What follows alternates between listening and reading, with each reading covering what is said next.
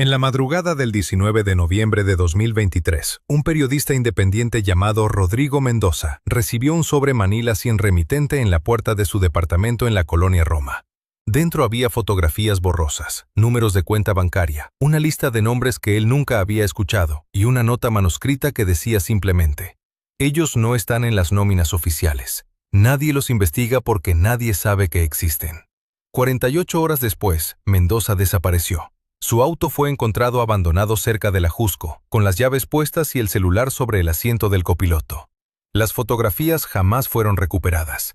Lo que Mendoza había comenzado a descubrir era una arquitectura invisible que rodea al presidente Andrés Manuel López Obrador, una red tan discreta que ni siquiera figura en los organigramas de seguridad nacional.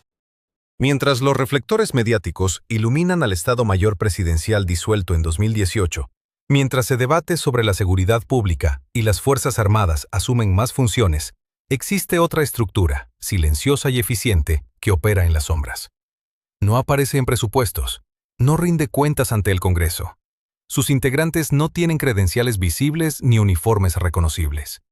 Documentos filtrados desde el interior de la Secretaría de Seguridad, testimonios de exfuncionarios que hablaron bajo condición de anonimato y registros migratorios anómalos revelan un patrón inquietante. Personas que viajan en los mismos vuelos que el presidente, pero que no constan en las listas oficiales. Vehículos sin placas que escoltan la caravana presidencial. Comunicaciones encriptadas que no pasan por los canales formales del Estado mexicano. Hay nombres que se repiten en hoteles donde AMLO pasa la noche. Rostros que aparecen en segundo plano de fotografías tomadas en eventos privados. Empresas de seguridad privada con vínculos extraños hacia el extranjero. La pregunta que nadie se atreve a formular en voz alta es simple y aterradora a la vez. Si el presidente ha rechazado la protección tradicional del Estado Mayor, si ha prometido austeridad y transparencia, ¿quién lo protege realmente cuando las cámaras se apagan? 48 horas después, Mendoza desapareció sin dejar rastro. Su teléfono celular fue encontrado en un contenedor de basura cerca del mercado de Medellín, destrozado con un martillo. Su computadora portátil nunca apareció. La policía catalogó el caso como una desaparición voluntaria, argumentando que el periodista tenía deudas pendientes y problemas personales. Pero su hermana, Daniela, sabía que algo no cuadraba. Rodrigo acababa de renovar su pasaporte. Había comprado boletos para un viaje a Oaxaca programado para el 25 de noviembre y tenía reservaciones confirmadas en un hotel del centro histórico. No era el perfil de alguien que planeaba huir. Daniela guardó las pocas pertenencias que la policía le devolvió. Entre ellas, una libreta de notas donde su hermano había garabateado frases inconexas. Una en particular le llamó la atención, subrayada 3 veces con tinta roja. No son escoltas, son operadores. Pregunta quién financia el Grupo 6. Nadie en los círculos periodísticos tradicionales había escuchado hablar del Grupo 6. Las búsquedas en Internet no arrojaban resultados relevantes. Era como si ese nombre hubiera sido borrado meticulosamente de cualquier registro público. Daniela, diseñadora gráfica sin experiencia en investigación, comenzó a reconstruir los pasos de su hermano. Contactó a 3 colegas de Rodrigo, reporteros que habían trabajado con él en la cobertura de temas de seguridad nacional. Los 3 le dieron la misma respuesta. No sabían nada. Pero en los ojos de uno de ellos, un veterano de nombre Arturo Campuzano, detectó algo que la perturbó profundamente. Era miedo. Campuzano la citó 2 semanas después en un café de Coyoacán, lejos de las zonas donde solían reunirse los periodistas. Llegó con gorra y lentes oscuros, a pesar de que era una tarde nublada de diciembre. Habló en voz baja, casi un susurro, mientras revolvía su café sin probarlo. Lo que le contó esa tarde cambiaría para siempre la percepción que Daniela tenía sobre cómo funcionaba realmente el poder en México. Campuzano le explicó que desde el año 2018, cuando el actual presidente asumió el cargo, comenzaron a circular rumores entre reporteros de investigación sobre la existencia de una estructura paralela de seguridad. No se trataba del Estado Mayor Presidencial, que había sido oficialmente disuelto en una ceremonia pública transmitida por Televisión Nacional. No eran los militares asignados oficialmente a la custodia presidencial. Era algo completamente diferente. Algo que no aparecía en ninguna nómina gubernamental, en ningún organigrama oficial, en ningún presupuesto público. Campuzano sacó de su mochila una carpeta deteriorada. Dentro había impresiones de fotografías tomadas con teleobjetivo durante diferentes eventos públicos. En todas ellas aparecían los mismos rostros. Hombres jóvenes, entre 30 y 40 años, vestidos de civil, siempre ubicados en posiciones estratégicas alrededor del presidente. No llevaban el uniforme característico de los elementos del Estado Mayor, no portaban insignias identificables, pero sus movimientos, su forma de escanear constantemente el entorno, su coordinación silenciosa, revelaban entrenamiento militar avanzado. En una de las fotografías, tomada durante una gira por Chiapas en marzo de 2022, uno de estos hombres aparecía hablando por un radio de comunicación de modelo israelí, equipamiento que no forma parte del arsenal oficial mexicano. Pero lo más inquietante no eran las fotografías. Era el documento que Campuzano deslizó sobre la mesa con manos temblorosas. Se trataba de una copia fotostática de un informe interno fechado el 12 de agosto de 2021. El membrete había sido parcialmente borrado, pero aún se podían distinguir las siglas CISEN, el antiguo Centro de Investigación y Seguridad Nacional, renombrado oficialmente como Centro Nacional de Inteligencia. El informe, clasificado como estrictamente confidencial, mencionaba la operación de un núcleo de protección no convencional integrado por exmilitares de élite, algunos con entrenamiento en el extranjero. El documento señalaba preocupaciones sobre la imposibilidad de rastrear los recursos financieros que sostenían esta estructura. Lo que más perturbó a Daniela fue un párrafo específico del informe. El analista responsable del documento advertía sobre posibles vínculos entre este grupo de protección y redes de inteligencia de al menos 3 países extranjeros. Mencionaba específicamente transferencias bancarias originadas en cuentas de Panamá, depósitos irregulares en bancos de las Islas Caimán y movimientos financieros que coincidían con fechas clave de giras presidenciales internacionales. El analista concluía con una advertencia escalofriante. La opacidad de esta estructura representa un riesgo para la seguridad nacional. No responde a protocolos establecidos. No rinde cuentas ante ninguna autoridad verificable. El autor del informe era un agente de inteligencia de carrera llamado Ernesto Villalobos. Campuzano le explicó a Daniela que Villalobos murió en un accidente automovilístico 3 meses después de presentar ese análisis. Su vehículo se salió inexplicablemente de la carretera México-Cuernavaca en plena madrugada del 23 de noviembre de 2021. No había evidencia de frenado. Las pruebas toxicológicas resultaron negativas. El dictamen oficial: quedó dormido al volante por exceso de trabajo. Caso cerrado. Pero un mecánico que revisó los restos del vehículo antes de que fuera destruido en el depósito oficial le confió a un periodista amigo de Campuzano que el sistema de frenos había sido manipulado. Las líneas hidráulicas mostraban cortes precisos, no desgaste natural. Ese mecánico, un hombre de 52 años llamado Mario Estrada, dejó de aparecer en su taller 2 semanas después de dar esa declaración extraoficial. Su familia reportó su desaparición, nunca fue encontrado. Daniela sintió que el suelo se movía bajo sus pies. Campuzano encendió un cigarro con manos temblorosas y continuó hablando. Le reveló que al menos otros 7 periodistas habían intentado investigar este tema en los últimos 3 años. Ninguno logró publicar nada. 2 de ellos abandonaron súbitamente la profesión y se mudaron al extranjero.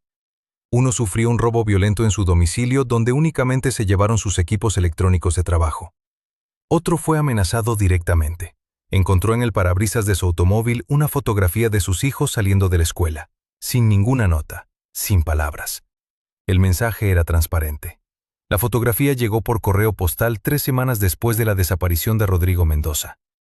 El sobre Manila no tenía remitente, solo el sello postal borroso de Cuernavaca, fechado el 15 de enero de 2024.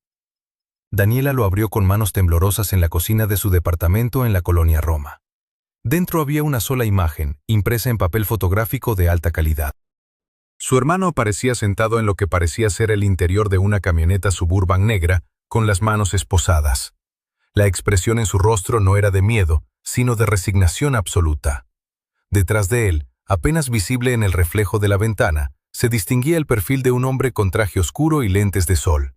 En el reverso de la fotografía, escrito con tinta azul y letra perfectamente caligráfica, había una sola frase que heló la sangre de Daniela. Tu hermano preguntó por cosas que no debía. Ahora tú sabes demasiado también. Daniela Mendoza no acudió a la policía. Durante años trabajando como asistente legal en la Procuraduría General de la República, había aprendido que ciertas investigaciones nunca prosperaban, que ciertos nombres nunca aparecían en los expedientes y que algunos casos simplemente se evaporaban de los archivos como si jamás hubieran existido. En lugar de eso, contactó a un viejo amigo de su hermano, un analista de inteligencia retirado que había trabajado durante 2 décadas en el Centro de Investigación y Seguridad Nacional. Germán Portillo aceptó reunirse con ella en un café de Polanco, un establecimiento pequeño y discreto donde las conversaciones se ahogaban en el murmullo constante de las máquinas de espresso. Portillo examinó la fotografía durante largos minutos, estudiando cada detalle con la meticulosidad de quien está entrenado para leer entre líneas. Finalmente, levantó la vista y su expresión era grave. Le explicó que ese tipo de fotografías no eran mensajes casuales, eran advertencias emitidas por estructuras que operaban con una precisión quirúrgica, organizaciones que no dejaban cabos sueltos, pero que a veces necesitaban enviar señales claras a quienes podrían seguir indagando. Le habló de algo que llamó la red, una estructura paralela de protección que supuestamente operaba desde hacía décadas en México, atravesando gobiernos, partidos políticos y crisis institucionales. No era un invento nuevo. Los rumores sobre su existencia circulaban en voz baja entre círculos de inteligencia desde los años 90, pero nunca nadie había logrado documentarla de manera irrefutable. Lo que Rodrigo Mendoza había comenzado a descubrir antes de su desaparición era precisamente la punta de ese iceberg. Según los fragmentos de información que Germán había logrado reconstruir hablando discretamente con antiguos colegas, el periodista había dado con una serie de transferencias financieras irregulares que conectaban empresas fantasma en Panamá con contratos gubernamentales en México. Pero no eran contratos ordinarios. Se trataba de asignaciones directas, sin licitación pública, otorgadas a compañías que no tenían empleados visibles, ni oficinas físicas, ni historial operativo. Empresas que existían únicamente en papel, pero que facturaban millones de pesos cada mes. El dinero entraba y salía con una regularidad mecánica, siempre en montos que quedaban justo por debajo de los umbrales que activaban las alertas automáticas de la Unidad de Inteligencia Financiera. Uno de los documentos que Rodrigo había logrado fotocopiar antes de desaparecer y que Daniela encontró escondido entre las páginas de un libro viejo en el departamento de su hermano, era una orden de transferencia bancaria fechada el 8 de marzo de 2023. La cifra era escalofriante. 47 millones de pesos transferidos desde una cuenta en el Banco Intercontinental de Panamá hacia una empresa mexicana registrada en Monterrey bajo el nombre de Servicios Integrales del Golfo. La descripción del concepto era deliberadamente vaga. Consultoría en materia de análisis estratégico y evaluación de riesgos institucionales. Germán revisó los datos y confirmó lo que Daniela ya sospechaba. Esa empresa no prestaba servicios reales. Era un vehículo de lavado, un conducto diseñado para mover recursos sin dejar huellas comprometedoras. Pero lo verdaderamente inquietante no era la existencia de esas empresas fantasma. Era el patrón que emergía cuando se cruzaban los datos. Cada vez que un periodista, un activista o un funcionario incómodo comenzaba a investigar demasiado cerca de ciertos temas sensibles relacionados con el gobierno actual, ocurrían cosas extrañas. No siempre desapariciones tan dramáticas como la de Rodrigo. A veces eran cosas más sutiles. Un despido inesperado. Una auditoría fiscal que surgía de la nada. Una campaña de desprestigio en redes sociales orquestada con precisión militar. Amenazas veladas. Familias que recibían visitas nocturnas de hombres sin identificación. En algunos casos, accidentes inexplicables. En otros, suicidios que dejaban más preguntas que respuestas. Germán le mostró a Daniela una lista que había compilado durante años, casi como un archivo personal de casos que nunca fueron resueltos. Estaba el periodista de Veracruz que investigaba desvíos en programas sociales y murió en un accidente automovilístico en una carretera recién pavimentada, sin testigos, en una noche despejada. La activista de Oaxaca que documentaba irregularidades en la construcción del Tren Maya y apareció ahogada en un río poco profundo, a pesar de ser nadadora experta.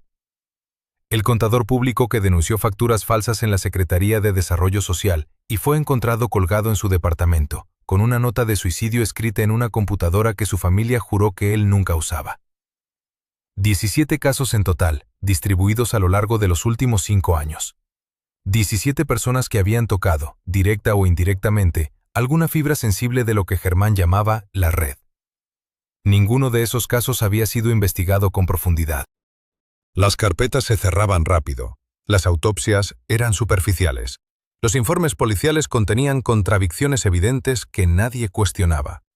Era como si existiera un mecanismo invisible que sofocaba cualquier intento de llegar al fondo. Daniela recordó algo que su hermano le había dicho semanas antes de desaparecer, durante una cena familiar que ahora parecía haber ocurrido en otra vida. Rodrigo le había comentado, casi en un susurro, que había contactado a un exagente del Centro de Investigación y Seguridad Nacional que estaba dispuesto a hablar. El hombre tenía información sobre operativos de vigilancia ilegal dirigidos contra periodistas y opositores políticos.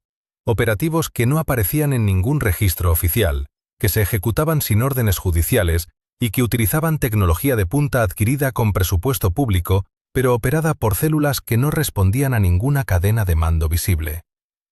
Ese exagente se llamaba Alberto Fuentes Gómez. Tenía 52 años, había trabajado durante 19 años en tareas de inteligencia y contrainteligencia y se había retirado abruptamente en 2022 alegando razones de salud. Germán conocía a Fuentes. Habían coincidido brevemente en un operativo conjunto años atrás. Lo describió como un hombre metódico, paranoico hasta la obsesión, pero absolutamente confiable. Si Fuentes había decidido hablar con Rodrigo, era porque había visto algo que lo había perturbado lo suficiente como para romper el código de silencio que todo agente de inteligencia lleva tatuado en el alma. Daniela preguntó dónde podía encontrar a Fuentes. Germán bajó la mirada y tardó unos segundos en responder. Alberto Fuentes había muerto el 22 de enero de 2024, apenas una semana después de la desaparición de Rodrigo. Muerte súbita por paro cardíaco, según el certificado médico. Sin autopsia, sin investigación, sin preguntas. La clave para entender la fotografía de Rodrigo no estaba en la imagen misma, sino en lo que el sobre Manila contenía además. Daniela lo descubriría solo después de examinar cada centímetro del empaque con obsesiva atención. Pegada al interior, casi imperceptible, había una pequeña nota escrita a mano en tinta azul desvanecida. Las palabras eran escasas pero demoledoras. Tu hermano vio lo que no debía. Búscalo en los archivos de gobernación. Solicitud 4237, año 2023. Confía solo en García Montoya. García Montoya resultó ser un nombre que aparecía en documentos filtrados 3 años antes, durante el escándalo de la estafa maestra. Daniela pasó 5 noches consecutivas en los archivos digitales de medios independientes, cruzando referencias, nombres, fechas. Lo que encontró la dejó paralizada frente a la pantalla de su laptop a las 4 de la madrugada del 23 de enero. García Montoya no era un funcionario menor. Era el subdirector de análisis de riesgo político en la Secretaría de Gobernación, un puesto que oficialmente ni siquiera existía en los organigramas públicos. El primer intento de contactarlo resultó en una llamada que nunca fue contestada. El segundo, en un mensaje automático que decía que ese número había sido dado de baja. Daniela esperó 2 días antes de intentar una ruta diferente. Una compañera de Rodrigo en el periódico, Sofía Benavides, le sugirió acercarse a través de canales no oficiales. Le dio una dirección en la Colonia Condesa, un edificio de los años 70 con fachada de concreto gris y ventanas opacas. Daniela llegó al lugar el 28 de enero, poco después del mediodía. El portero, un hombre de unos 60 años con bigote canoso, la miró con desconfianza cuando preguntó por el departamento número 12. No hubo respuesta inmediata. El silencio se extendió hasta que ella mencionó el nombre completo: Álvaro García Montoya. El portero cambió su expresión de manera casi imperceptible. Le pidió que esperara en el vestíbulo. 15 minutos después, bajó un hombre delgado, de estatura mediana, con gafas de montura metálica y cabello peinado hacia atrás. Vestía camisa blanca sin corbata y pantalón de mezclilla. No se presentó, simplemente le hizo una señal para que lo siguiera. Subieron al departamento en un elevador que crujía con cada piso. García Montoya no habló hasta que estuvieron dentro. El lugar era austero, libros apilados contra las paredes, una mesa de madera gastada, mapas desplegados sobre el sofá. Cerró la puerta con doble cerrojo y finalmente la miró directo a los ojos. Tu hermano estaba investigando algo que va más allá de la seguridad presidencial, dijo sin preámbulos. Estaba rastreando una red que opera desde hace más de 15 años, desde antes de que el actual presidente llegara al poder. Una red que no aparece en ningún organigrama, que no tiene presupuesto oficial, que no deja rastro documental. Daniela sintió que el aire del departamento se volvía más tenso. García Montoya sacó de un archivero metálico una carpeta color Manila, idéntica a la que ella había recibido. Dentro había fotocopias de documentos con sellos de confidencialidad, algunos parcialmente tachados con marcador negro. Uno de ellos llamó su atención de inmediato. Era un memorándum interno fechado el 12 de septiembre de 2018, apenas unos meses antes de las elecciones presidenciales. El encabezado decía, Protocolo Espejo, Operativo de Protección No Convencional. El documento describía la creación de una estructura paralela de seguridad, compuesta por agentes que no formaban parte del Estado Mayor Presidencial oficial. No había nombres completos, solo claves alfanuméricas. Pero lo más perturbador era el objetivo declarado: garantizar la continuidad del proyecto político mediante la neutralización preventiva de amenazas informativas, judiciales y mediáticas. García Montoya señaló un párrafo específico, subrayado con bolígrafo rojo. Esto es lo que tu hermano descubrió. Estos agentes no protegen al presidente de agresiones físicas. Protegen el discurso, la narrativa, la imagen. Y lo hacen de maneras que ningún organismo oficial puede permitirse. Había más documentos. Uno de ellos, fechado el 4 de marzo de 2020, listaba nombres de periodistas, activistas y opositores políticos que habían sido objeto de seguimiento. Rodrigo Mendoza aparecía en la página 3, con una anotación al margen. Riesgo moderado. Monitoreo intensivo desde febrero 2023. ¿Quién firma estos documentos?, preguntó Daniela, aunque temía la respuesta. García Montoya negó con la cabeza. No hay firmas, solo sellos internos. Pero sé de dónde vienen porque yo mismo redacté algunos de estos informes hace años, antes de entender lo que estaba construyendo. La confesión cayó como plomo. García Montoya había sido parte del sistema. Lo había alimentado, lo había fortalecido. Y ahora estaba intentando deshacerlo desde adentro, sabiendo que cada documento filtrado lo acercaba más al mismo destino de los que él había ayudado a vigilar. Le mostró otro archivo. Este era diferente. Fotografías de vigilancia, tomadas con teleobjetivo. En una de ellas aparecía Rodrigo saliendo de un edificio en la colonia Polanco. En otra, conversando con un hombre mayor frente a un café en la zona rosa. García Montoya identificó al hombre como Alberto Salinas, ex coordinador de inteligencia del Centro de Investigación y Seguridad Nacional.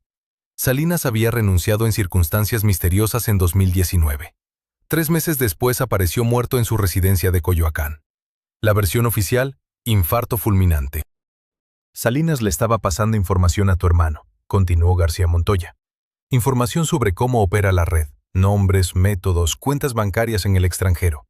Rodrigo estaba a punto de publicar algo explosivo, algo que vincularía directamente a figuras del círculo más cercano del presidente con operaciones de espionaje ilegal. Daniela sintió que las piernas le flaqueaban. Se sentó en una silla junto a la mesa. Fuera, el ruido del tráfico de la Condesa parecía lejano, casi irreal. García Montoya cerró la carpeta y la guardó de nuevo en el archivero. ¿Por qué me estás contando todo esto?, preguntó ella. Porque necesito que termines lo que tu hermano empezó. Porque si no lo hace alguien como tú, alguien que tenga algo que perder, esto nunca saldrá a la luz. Y porque sé que están siguiéndome, tal vez me quede poco tiempo. Antes de que Daniela pudiera responder, el teléfono celular de García Montoya vibró sobre la mesa. Era un mensaje de texto, breve y directo. Ya saben que está con ella, salgan ahora. No había remitente. García Montoya palideció. Miró hacia la ventana y luego hacia la puerta. El departamento, que momentos antes parecía un refugio, se transformó en una trampa. La solicitud 4237 del Archivo de Gobernación correspondía al año 2012, meses antes de que Andrés Manuel López Obrador asumiera la jefatura de gobierno del entonces Distrito Federal por primera vez. Daniela tardó 3 semanas en conseguir acceso a ese documento mediante contactos que prefirió no nombrar, periodistas veteranos que conocían los pasillos oscuros del poder mexicano desde los tiempos del priismo absoluto. Lo que encontró no era un expediente común de trámite administrativo. Era una solicitud de protección especial firmada por un coronel retirado del Estado Mayor Presidencial cuyo nombre había sido borrado con marcador negro en todas las copias oficiales. Solo quedaba legible su rango y una anotación al margen que decía: transferido a operaciones especiales, nivel gamma, autorización directa. Nivel gamma. Daniela nunca había escuchado esa clasificación en sus años cubriendo temas de seguridad nacional. Consultó con 3 fuentes dentro de las Fuerzas Armadas, personas que habían servido en inteligencia militar durante las administraciones de Felipe Calderón y Enrique Peña Nieto. 2 se negaron a hablar. El tercero, un mayor retirado que ahora vendía seguros en Cuernavaca, aceptó reunirse en un restaurante de carretera a mitad de camino entre la Ciudad de México y Morelos. Pidió que dejara su teléfono en el coche. Pidió que no tomara notas. Cuando finalmente habló, sus manos temblaban alrededor de la taza de café. Las operaciones de nivel gamma, explicó el mayor, eran dispositivos de seguridad que no aparecían en ningún organigrama oficial. No dependían formalmente del Estado Mayor ni del Centro de Investigación y Seguridad Nacional. Eran células fantasma, financiadas mediante partidas presupuestales enterradas en dependencias menores, con personal que técnicamente aparecía como comisionado o en situación de retiro. Su función era proteger objetivos considerados de máxima prioridad para la estabilidad del país, pero cuya protección oficial podría generar suspicacias o investigaciones incómodas. El mayor mencionó que durante el sexenio de Calderón, al menos 4 políticos de oposición contaban con este tipo de resguardo sin saberlo, una paradoja que le pareció perturbadora incluso entonces. Daniela preguntó si López Obrador podría haber sido uno de esos objetivos protegidos. El mayor guardó silencio durante casi un minuto completo, mirando hacia la carretera donde los tráileres pasaban levantando nubes de polvo. Finalmente, dijo que él no tenía información específica sobre ese caso, pero que la lógica del sistema era clara. Se protegía a quienes representaban válvulas de escape para la presión social, figuras que canalizaban el descontento por vías institucionales y evitaban estallidos más violentos. Proteger a un líder opositor no significaba que el poder lo apoyara, sino que lo consideraba útil para mantener el control general del país. Luego añadió algo que Daniela no olvidaría jamás. En 2006, cuando López Obrador perdió las elecciones por una diferencia mínima y convocó a la resistencia civil, hubo al menos 3 intentos documentados de asesinato que nunca llegaron a los medios porque fueron neutralizados antes de concretarse. De regreso a la Ciudad de México, Daniela comenzó a rastrear los nombres que aparecían en documentos relacionados con la solicitud 4237. Uno de ellos era Arturo Belmont Cortés, un empresario michoacano con negocios en seguridad privada que había trabajado como proveedor del gobierno federal durante 3 sexenios consecutivos. Su empresa, Sistemas Integrales de Protección, manejaba contratos millonarios para custodiar instalaciones estratégicas, presas hidroeléctricas, refinerías, puertos. Lo extraño era que Belmont había muerto en circunstancias confusas apenas 2 años después de aparecer en ese expediente. La versión oficial hablaba de un accidente automovilístico en la autopista México-Toluca, colisión frontal contra un camión de carga en la madrugada del 11 de marzo de 2014. Pero el informe forense mostraba inconsistencias. El cuerpo presentaba hematomas previos al impacto, y en la sangre se detectaron trazas de un sedante que no correspondía con ningún medicamento prescrito. La viuda de Belmont, Patricia Villegas, aceptó hablar con Daniela después de múltiples intentos. Vivía ahora en una casa discreta de San Ángel, rodeada de fotografías familiares y recuerdos de viajes a Europa. Patricia dijo que su esposo había estado nervioso las últimas semanas antes de morir, recibiendo llamadas a horas extrañas, cancelando reuniones, evitando salir de casa después del anochecer. Una noche le confesó que se había visto involucrado en algo que no comprendía del todo, un esquema de protección que no figuraba en los libros y que implicaba a personas muy poderosas de todos los partidos políticos. Le dijo que si algo le pasaba, no debía hacer preguntas ni buscar justicia, sino simplemente irse del país con los niños. Ella pensó que exageraba, que el estrés de los negocios lo había vuelto paranoico. Cuando la policía la llamó para informarle del accidente, supo que Arturo había tenido razón. Daniela investigó los otros 3 nombres que aparecían en documentos relacionados. Uno era un contador que había manejado las finanzas de campañas políticas durante décadas, encontrado muerto en su oficina de Polanco por causas que el certificado médico describía como infarto fulminante, aunque tenía apenas 48 años y ningún antecedente cardíaco. Otro era un ingeniero de telecomunicaciones especializado en sistemas de rastreo y comunicación encriptada, desaparecido en Guadalajara en 2015 sin que su familia volviera a saber de él. El tercero, un abogado corporativo que había trabajado en contratos gubernamentales de alto nivel, vivía ahora en Colombia bajo un nombre diferente, según le confirmó una fuente del Servicio Exterior mexicano que pidió anonimato absoluto. En medio de esta investigación, Daniela recibió una llamada desde un número bloqueado. La voz era masculina, educada, sin acento regional identificable. Le dijo que dejara de buscar información sobre dispositivos de nivel gamma, porque estaba tocando estructuras que trascendían administraciones y partidos.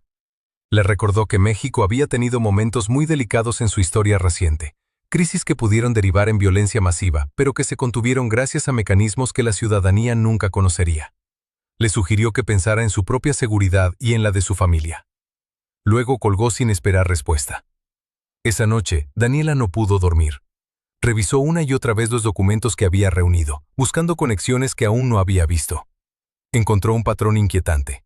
Todos los nombres vinculados a la solicitud 4237 habían sido borrados sistemáticamente del sistema entre 2014 y 2016, justo en el periodo de transición entre el gobierno de Peña Nieto y la campaña presidencial que llevaría a López Obrador al poder 2 años después. Era como si alguien hubiera decidido eliminar cualquier rastro de esa red de protección antes de que pudiera ser utilizada políticamente o investigada por periodistas. Pero había algo más. Un detalle que Daniela descubrió al revisar las fechas con atención obsesiva. La solicitud 4237 había sido presentada exactamente 30 días después de que un atentado frustrado contra López Obrador en Michoacán apenas fue mencionado en la prensa como un incidente menor de seguridad durante un mitin. La versión oficial habló de un hombre con antecedentes psiquiátricos que intentó acercarse al templete con un arma blanca. Pero según el reporte interno que Daniela logró obtener, ese hombre era en realidad un sicario profesional con vínculos con el crimen organizado, neutralizado por personal de seguridad que no pertenecía a la policía estatal ni a la federal, sino a un grupo sin identificación que desapareció del lugar antes de que llegaran las autoridades formales. La conclusión era perturbadora. Alguien había estado protegiendo a López Obrador mucho antes de que llegara a la presidencia. Y esa protección no provenía necesariamente de sus aliados políticos, sino de una estructura profunda del poder mexicano que actuaba según lógicas que trascendían las ideologías partidarias. La pregunta que ahora atormentaba a Daniela no era quién protegía al presidente, sino por qué esa protección había sido tan meticulosamente ocultada y cuántas vidas se habían cobrado para mantener el secreto intacto. La tarjeta bancaria apareció en el escritorio de Daniela una mañana de octubre del año 2018. Dentro de un sobre Manila sin remitente. Era una tarjeta empresarial del Banco del Bienestar, emitida a nombre de una tal Mónica Estrada Vilchis, pero lo verdaderamente inquietante era la nota adjunta, escrita a mano con tinta azul desvanecida. Revisa los movimientos entre el 15 de agosto y el 2 de septiembre del 2012. Después quema esto. No confíes en nadie de tu redacción. Daniela conocía perfectamente los riesgos de seguir esa clase de pistas anónimas. 3 periodistas habían muerto en Veracruz ese mismo año investigando redes de lavado de dinero vinculadas a funcionarios estatales. Pero algo en la precisión de esas fechas, en la forma deliberada con que alguien había elegido ese periodo específico, le confirmó que estaba tocando un nervio sensible del sistema. Las fechas correspondían exactamente al periodo posterior a las elecciones presidenciales de ese año, cuando López Obrador había denunciado fraude electoral y convocado a una resistencia civil que paralizó el centro de la Ciudad de México durante semanas. Un informático freelance que trabajaba ocasionalmente para medios independientes logró extraer, mediante métodos que Daniela prefirió no conocer en detalle, un fragmento del historial de movimientos de aquella cuenta. Lo que apareció en la pantalla de su laptop, una madrugada lluviosa en su departamento de la colonia Roma, era un patrón de transferencias que se repetía con precisión mecánica. Depósitos de cantidades idénticas, siempre por debajo del umbral que activaría alertas automáticas de la Unidad de Inteligencia Financiera, provenientes de al menos 17 cuentas diferentes, distribuidas en sucursales de Tabasco, Chiapas y Oaxaca. El monto total transferido en esas 2 semanas superaba los 8 millones de pesos. Pero lo verdaderamente revelador no era la cantidad, sino el destino final de esos recursos. Mediante una serie de operaciones trianguladas a través de casas de cambio en la frontera con Guatemala, el dinero terminaba depositándose en cuentas de una empresa de seguridad privada registrada en Panamá bajo el nombre de Grupo Táctico Hemisférico. Una empresa que, según registros públicos panameños, había sido fundada apenas 4 meses antes, en abril de 2012, por un socio mayoritario cuyo nombre nunca aparecía en los documentos, solo las iniciales JRM. Daniela dedicó 2 semanas completas a rastrear la identidad detrás de esas iniciales. Los registros corporativos conducían a un laberinto de sociedades offshore en Belice, Islas Caimán y finalmente a un apartado postal en Miami. Pero fue un contador jubilado, alguien que había trabajado durante 25 años en la Secretaría de Hacienda y que aceptó hablar con ella en un café de Coyoacán bajo condición de anonimato absoluto, quien le reveló el dato crucial. Esas iniciales correspondían a un excomandante de la Policía Federal, José Refugio Martínez, quien había sido dado de baja del servicio activo en el año 2007 tras una investigación interna por presuntos vínculos con células de inteligencia no oficiales. La fotografía de Martínez que Daniela consiguió a través de archivos policiales desclasificados mostraba a un hombre de rostro anguloso, mirada penetrante, el tipo de expresión que uno asocia con operativos encubiertos y misiones que nunca constan en informes oficiales. Había servido en la extinta Dirección Federal de Seguridad durante los años 80, la misma agencia de inteligencia que estuvo involucrada en la guerra sucia contra movimientos guerrilleros y que fue disuelta oficialmente en 1985, aunque todo mundo sabía que sus operadores simplemente migraron a otras dependencias bajo nuevas nomenclaturas. El contador le explicó algo que la dejó sin aliento. Martínez no era simplemente un ex policía reconvertido en empresario de seguridad privada. Era parte de lo que en los círculos cerrados del poder se conocía como la estructura profunda. Esa red de operadores de inteligencia que sobrevivieron a todos los cambios de régimen, que sirvieron indistintamente al PRI, al PAN y que ahora, aparentemente, habían encontrado un nuevo refugio en el movimiento de López Obrador. Pero había algo más perturbador aún. Daniela descubrió que 3 periodistas que habían investigado las finanzas de la campaña presidencial de López Obrador en 2012 murieron en circunstancias extrañas en los años siguientes. El primero, un reportero de Tabasco llamado Ernesto Galván, falleció en un aparente accidente automovilístico en la carretera Villahermosa a Cárdenas en marzo de 2013. Su auto se salió inexplicablemente del camino y se precipitó a un canal de riego. Las autoridades cerraron el caso como accidente causado por exceso de velocidad, aunque testigos aseguraron haber visto otro vehículo siguiéndolo minutos antes. La segunda, una investigadora independiente de Oaxaca, Luz María Torres, apareció muerta en su departamento en agosto de 2014. El dictamen oficial, suicidio por ingestión de pastillas. Pero su familia insistió hasta el final en que Luz María estaba trabajando en un reportaje explosivo sobre redes de financiamiento irregular y que había recibido amenazas anónimas la semana previa a su muerte. El tercero, un editor de un medio digital de Ciudad de México, fue asesinado a tiros en enero de 2016 al salir de un restaurante en La Condesa. 3 disparos en la nuca, ejecución profesional. Los sicarios nunca fueron identificados. El caso permanece abierto, archivado en el cajón de los miles de crímenes sin resolver que engrosan las estadísticas nacionales de impunidad. Daniela guardó copias de todo en 3 memorias USB diferentes, escondidas en lugares distintos. Una en su departamento, otra en casa de su madre en Guadalajara. La tercera en una caja de seguridad bancaria a nombre de una amiga de la universidad. Sabía que estaba jugando con fuego, pero también sabía que detenerse ahora significaría traicionar la memoria de aquellos 3 periodistas muertos y de todos los que habían sido silenciados por atreverse a hacer las preguntas incómodas. La red que protegía a López Obrador no era un invento de sus adversarios políticos ni una fantasía paranoica de la oposición.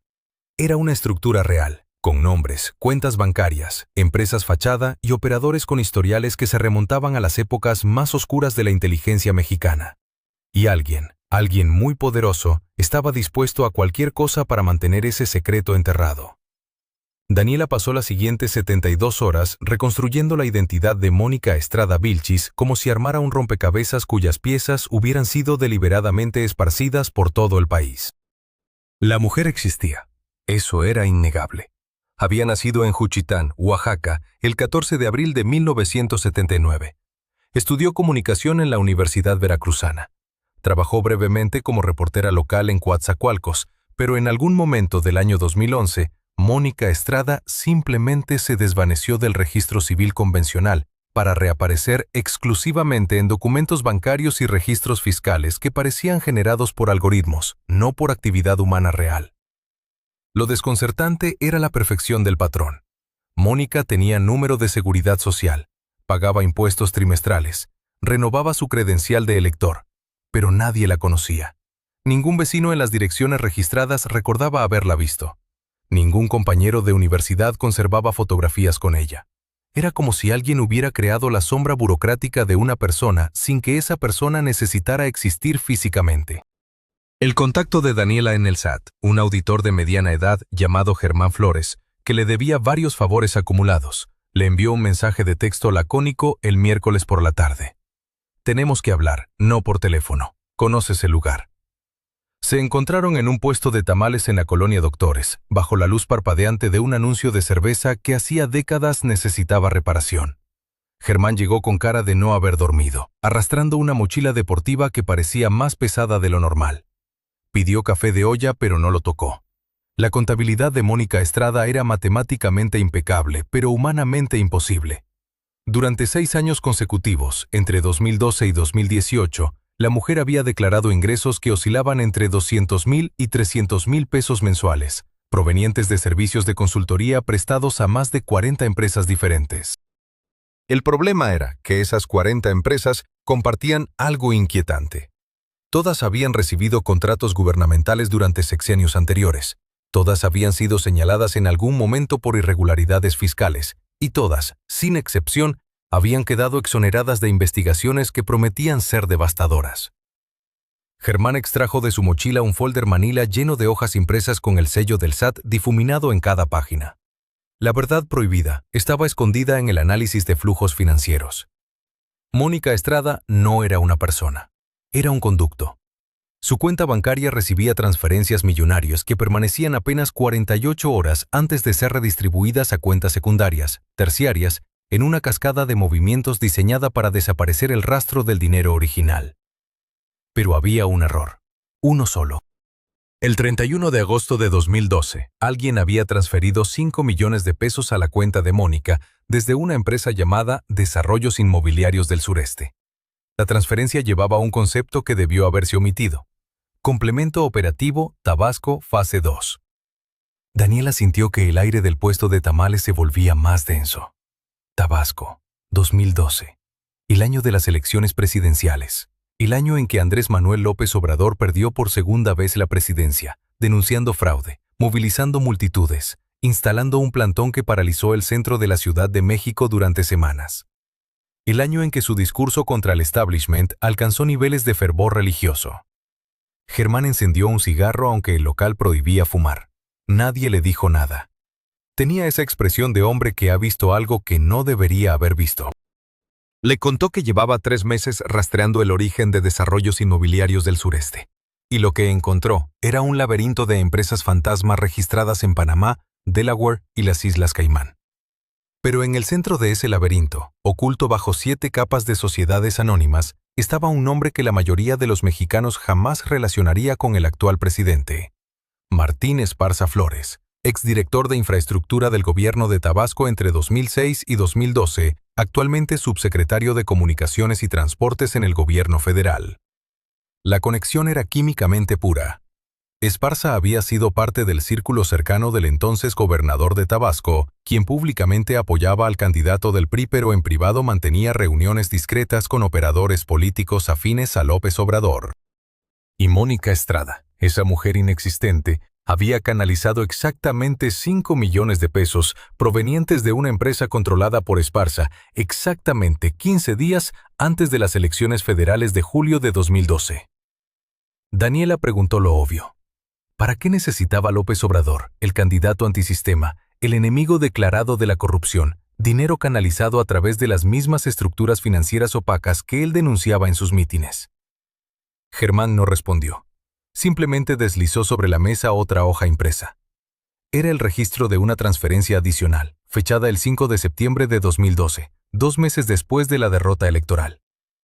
Desde la cuenta de Mónica Estrada, habían salido 3 millones de pesos hacia una fundación cultural llamada Proyecto Alternativo de Nación, con domicilio fiscal en Paxtla, Chiapas.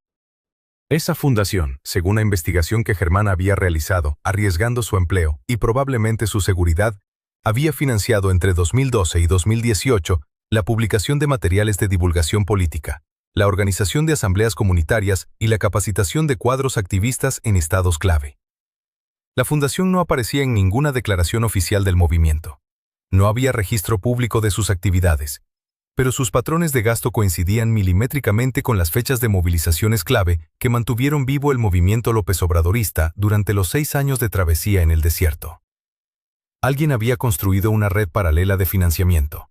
Alguien había protegido esa red con capas de anonimato burocrático tan sofisticadas que solo un error administrativo minúsculo había permitido su detección. Y ese alguien conocía las reglas del sistema lo suficientemente bien como para utilizar sus mismas herramientas de opacidad. Daniela guardó silencio mientras procesaba la magnitud de lo que tenía frente a ella. Germán apagó su cigarro en el plato vacío y le dijo algo que resonó como sentencia. He visto muchas cosas en 20 años auditando cuentas del gobierno, pero nunca había visto una operación diseñada para ser invisible incluso para quienes la ejecutaban. Mónica Estrada no es una persona, es un sistema. Y quien diseñó ese sistema sabía exactamente que algún día alguien como tú vendría a buscar.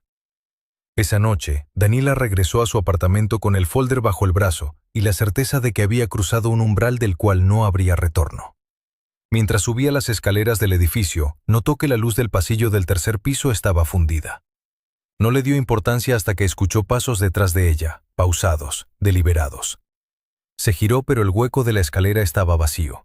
El silencio que siguió fue más aterrador que cualquier amenaza explícita. La madrugada del 17 de noviembre de 2022 trajo consigo algo más que el frío habitual de la Ciudad de México. Daniela despertó con el sonido de su teléfono vibrando insistentemente sobre la mesita de noche. Era un mensaje de un número desconocido. Sin palabras. Solo una fotografía borrosa de lo que parecía ser el interior de un automóvil volcado, cristales rotos esparcidos sobre el asfalto mojado, una mancha oscura que podía ser sangre o simplemente aceite del motor. Tardó 3 segundos en reconocer la matrícula del vehículo. Pertenecía a Roberto Salinas, el contador que había decidido hablar. Las noticias oficiales aparecieron 2 horas después. Accidente de tránsito en la carretera federal que conecta Querétaro con San Luis Potosí. El conductor perdió el control en una curva. No había testigos. El cuerpo fue identificado mediante registros dentales porque el impacto había sido devastador. La familia declaró que Roberto viajaba solo, rumbo a una reunión de negocios que nadie pudo confirmar después. Los investigadores cerraron el caso en menos de 48 horas. Fatalidad. Velocidad excesiva, condiciones climáticas adversas. Las palabras perfectas para enterrar preguntas incómodas. Daniela observó la fotografía durante horas. Algo no encajaba. La carretera donde supuestamente ocurrió el accidente era conocida por su impecable mantenimiento. Las curvas estaban señalizadas con precisión militar. Roberto Salinas, además, era un hombre obsesivamente cauteloso. Jamás excedía los límites de velocidad. Había confesado en su única conversación telefónica que conducía siempre con extrema prudencia porque sabía que lo vigilaban. Entonces, ¿por qué habría perdido el control justo cuando estaba a punto de entregar documentos que probaban la existencia de transferencias irregulares hacia cuentas fantasma vinculadas con operadores políticos cercanos al presidente? Un fragmento de correo electrónico apareció en la bandeja de entrada de Daniela 3 días después. Sin remitente identificable, sin firma. Solo líneas de texto copiadas de algún archivo interno. Informe. Clasificación, reservado. Fecha, 22 de noviembre de 2022. Asunto, seguimiento operativo, caso RS. Se confirma neutralización exitosa. Unidad móvil reporta ausencia de complicaciones. Material recuperado. Testigos, ninguno. Recomendación, cerrar expediente. Procedimiento estándar aplicado conforme a protocolo ECO 7. ECO 7. Daniela escribió esas palabras en su libreta. Las subrayó 3 veces. Intentó buscar referencias en bases de datos públicas. Nada. Consultó con contactos en agencias de inteligencia retirados. Silencio. Finalmente, un exagente del Centro de Investigación y Seguridad Nacional aceptó encontrarse con ella en un café discreto de la colonia Roma. El hombre llegó vestido con ropa anónima, gorra oscura, lentes de sol pese a la tarde nublada. Habló en voz tan baja que Daniela tuvo que inclinarse sobre la mesa para escucharlo. Hechos 7 no era un protocolo oficial. Era un nombre en clave que circulaba en rumores entre operadores de campo desde finales de 2018. Designaba intervenciones extraoficiales, acciones que no dejaban rastro documental, eliminación de obstáculos. El exagente no dijo la palabra asesinato, pero sus ojos transmitieron exactamente eso. Explicó que esas operaciones no aparecían en registros de la Secretaría de la Defensa Nacional ni en archivos de la Guardia Nacional. Eran coordinadas por células pequeñas, compuestas por 3 o 4 individuos con entrenamiento militar avanzado, lealtades directas y compensaciones económicas que nunca pasaban por nóminas oficiales. Después de decir esto, el hombre se levantó abruptamente, dejó dinero sobre la mesa y desapareció entre la multitud de Avenida Álvaro Obregón. Daniela regresó a su departamento con la certeza de que había cruzado un umbral del que no podría regresar. Esa noche revisó nuevamente todos los nombres que había recopilado durante meses. Mónica Estrada Vilchis, Sergio Gutiérrez, los 11 comunicadores que aparecieron de la nada durante el sexenio, las empresas fantasma, las transferencias bancarias, y ahora Roberto Salinas. Todos los hilos conducían hacia un centro invisible pero palpable, una estructura que operaba en las sombras, protegiendo al presidente no mediante guardaespaldas convencionales o dispositivos de seguridad visibles, sino mediante la manipulación sistemática de información, la construcción de narrativas favorables y la eliminación discreta de quienes amenazaban con exponer la verdad. El 29 de noviembre, Daniela recibió una llamada de Puebla. Era la hermana de Roberto Salinas. Lloraba. Explicó que la familia había encontrado una caja fuerte escondida en el sótano de la casa del contador. Dentro había documentos, memorias, USB, fotografías. Todo meticulosamente organizado. Roberto sabía que algo podía sucederle. Había dejado instrucciones claras. Si moría en circunstancias sospechosas, esos materiales debían entregarse a periodistas de confianza. La hermana preguntó si Daniela estaba dispuesta a recibirlos. La respuesta fue inmediata. 2 días después, un paquete llegó mediante servicio de mensajería. Daniela lo abrió con manos temblorosas. Los documentos revelaban una red de pagos que conectaba cuentas bancarias en paraísos fiscales con nombres corporativos registrados en Delaware, Panamá y las Islas Caimán. Las transferencias seguían patrones específicos, montos fraccionados para evitar alertas automáticas, fechas sincronizadas con momentos políticos clave, beneficiarios finales ocultos tras capas de sociedades anónimas. Pero lo más inquietante era una lista manuscrita. Contenía 23 nombres. Junto a 18 de ellos había una marca roja. Daniela investigó esos nombres. Todos correspondían a periodistas, activistas o funcionarios menores que habían muerto o desaparecido entre 2019 y 2022. Accidentes de tránsito, infartos fulminantes, suicidios inexplicables, desapariciones en carreteras solitarias. Uno de los nombres sin marca roja era el suyo. Daniela Rivas Montero. Escrito con tinta azul, subrayado 2 veces. Sintió un escalofrío recorrer su columna vertebral. Roberto había sabido que ella investigaba. Había incluido su nombre como advertencia, o quizás como último testimonio de que alguien más estaba consciente del peligro. La periodista fotografió cada documento.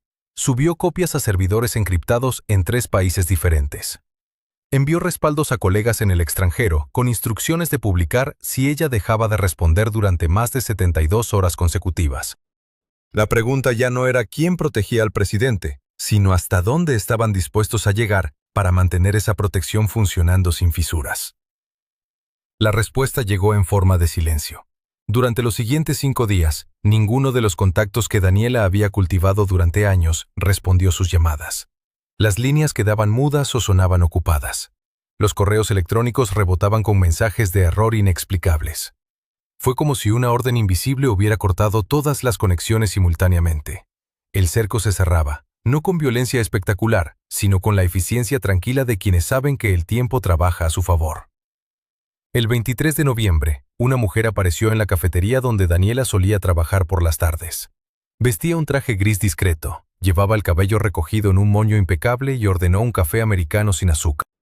Se sentó 3 mesas más allá, abrió un laptop y durante 2 horas fingió trabajar, mientras sus ojos nunca dejaban de observar. Daniela reconoció el patrón inmediatamente. No era vigilancia policial ordinaria, era algo más sofisticado, más paciente. La mujer no tomaba fotografías ni fingía hablar por teléfono, simplemente observaba con la quietud de quien ha sido entrenado para convertirse en parte del mobiliario urbano. Esa noche, Daniela encontró en su buzón un sobre Manila sin remitente. Dentro había 3 documentos fotocopiados y una nota manuscrita con letra pequeña y perfecta. La nota decía simplemente: cuidado con las preguntas que nadie quiere que se formulen. Los documentos eran transcripciones parciales de conversaciones telefónicas interceptadas durante el año 2018. Las voces no estaban identificadas, pero las referencias eran inequívocas. Se mencionaban reuniones en hoteles específicos de la Ciudad de México, transferencias bancarias a cuentas en Panamá, nombres en clave que correspondían a figuras públicas conocidas. Uno de los documentos incluía un párrafo subrayado con marcador amarillo. La conversación databa del 12 de marzo de ese año. Una voz masculina decía: «La protección no viene del aparato tradicional. Viene de donde nadie mira. Las estructuras paralelas existen porque el sistema oficial es demasiado visible, demasiado vulnerable. Necesitamos gente que opere fuera del radar, que no aparezca en nóminas, que técnicamente no exista».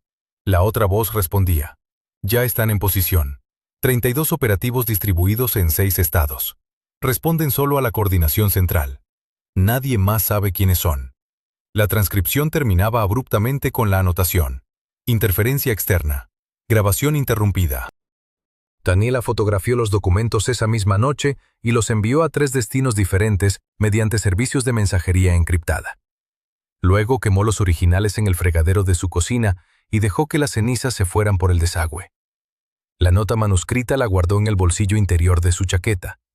Algo en esa advertencia sugería que no provenía de un enemigo, sino de alguien que conocía el funcionamiento interno del sistema y había decidido, por razones que permanecían oscuras, abrir una ventana minúscula hacia la verdad.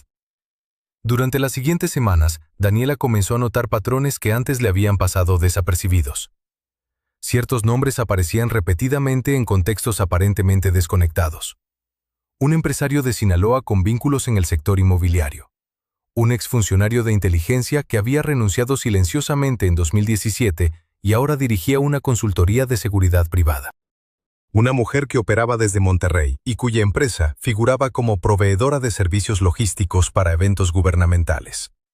Ninguno de ellos tenía presencia mediática significativa. Ninguno aparecía en las listas de contratistas oficiales, pero sus nombres surgían una y otra vez en documentos filtrados, en conversaciones capturadas, en reportes de inteligencia que circulaban por canales no oficiales.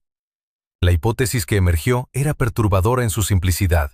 La protección no funcionaba como una pirámide con una cúpula visible, sino como una red distribuida donde cada nodo operaba con autonomía relativa, pero dentro de una coordinación invisible. No había un centro de mando único que pudiera ser identificado o neutralizado. Había, en cambio, múltiples células que se activaban según protocolos establecidos, respondiendo a señales que nadie más podía detectar. Era una arquitectura de seguridad diseñada para sobrevivir investigaciones, para resistir presión judicial, para operar indefinidamente bajo el disfraz de la normalidad comercial y burocrática. El 1 de diciembre, aniversario de la toma de posesión presidencial, Daniela recibió un mensaje de texto desde el mismo número desconocido que había iniciado todo. Esta vez había palabras: «Mañana, Biblioteca Vasconcelos, sección de hemeroteca, tercera fila. Busca el periódico del 28 de junio de 1994, página 7. Ve sola». El mensaje se autodestruyó 3 segundos después de ser leído. Daniela llegó a la biblioteca a las 10 de la mañana. La Vasconcelos, con su arquitectura futurista y sus estantes suspendidos como esculturas flotantes, siempre le había parecido un lugar improbable para encuentros clandestinos. Demasiado abierto, demasiado vigilado por cámaras de seguridad. Pero quizás esa era precisamente la lógica. Esconderse a plena vista, donde nadie esperaría secretos. Encontró la sección de hemeroteca en el segundo nivel. Los periódicos antiguos estaban digitalizados, pero quedaban algunos tomos físicos en estantes de madera oscura. Localizó la edición del 28 de junio de 1994, un diario nacional de circulación amplia. La página 7 contenía noticias menores, breves informativas sobre política local, pero entre 2 columnas, alguien había deslizado una hoja de papel doblada. Era vieja, amarillenta, con manchas de humedad en los bordes. La hoja contenía un organigrama dibujado a mano. No había nombres propios, solo iniciales y líneas que conectaban diferentes cuadros. En la parte superior 3 iniciales formaban un triángulo. Debajo se ramificaban estructuras paralelas identificadas como operaciones urbanas, coordinación regional, gestión financiera e inteligencia preventiva.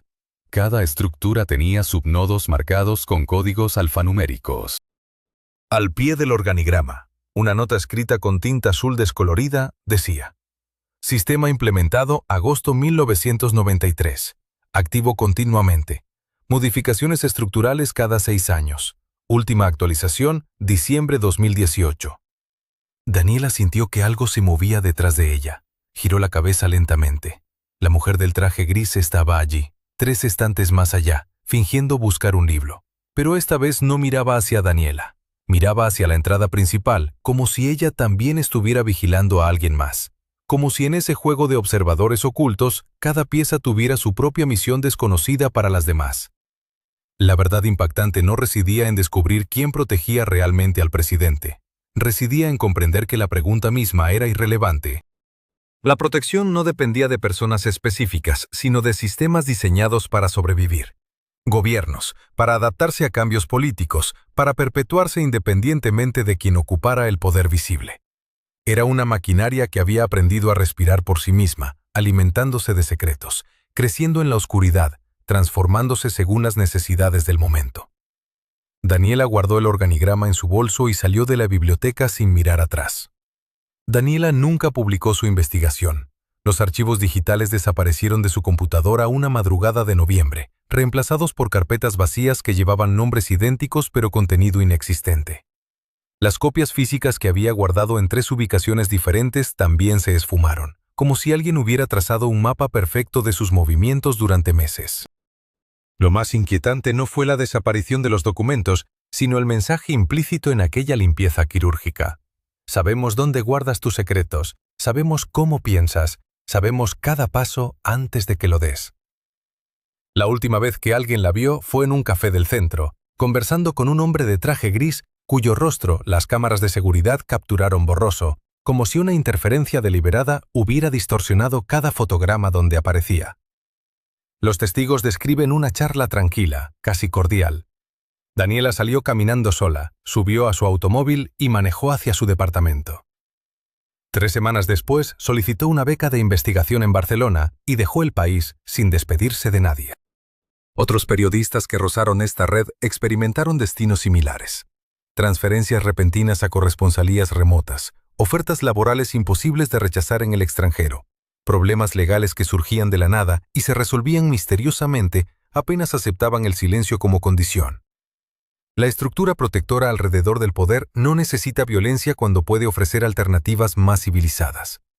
El exilio dorado resulta más efectivo que cualquier amenaza explícita. Los nombres que Daniela había recopilado siguen operando en las sombras, protegiendo intereses que trascienden sexenios y partidos políticos. Aquella red invisible continúa funcionando con la precisión de una maquinaria bien aceitada, y cada intento de exponerla termina archivado en el olvido o convertido en teoría conspirativa fácilmente descartable. La verdad permanece clasificada, guardada en expedientes que quizás algún día, dentro de décadas, alguien encuentre y se atreva a leer completos. Gracias por acompañarnos en esta investigación que apenas rasguña la superficie de realidades más profundas.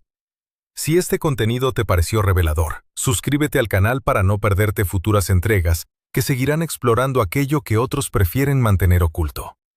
Deja tu like si crees que estas historias merecen ser contadas y comparte en los comentarios qué piensas sobre estas estructuras de poder que operan más allá de las instituciones visibles.